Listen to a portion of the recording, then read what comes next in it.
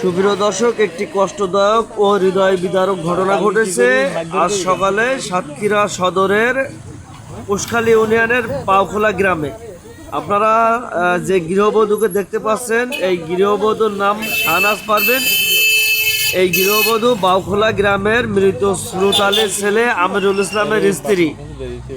এই শাহনাজ পারভীনকে তার স্বামী এবং শাশুড়িরা মিলে মারপিট করে তাকে আটকে রেখেছে এবং তার পায়ে আপনারা দেখতে পাচ্ছেন যে শিকল দিয়ে তালাবদ্ধ করে বাড়িতে বেঁধে রেখেছে।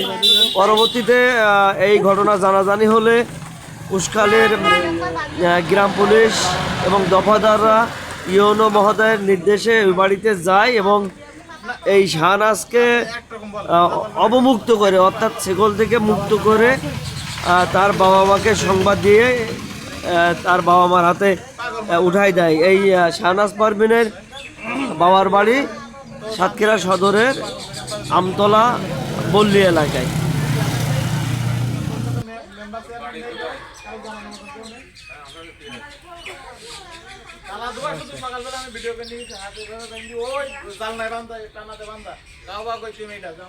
তালা দিয়েছে লোকে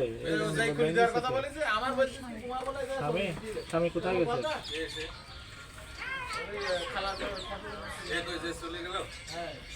আমার বলতেছে যে এখানে মানে আমার ছবি দিচ্ছি।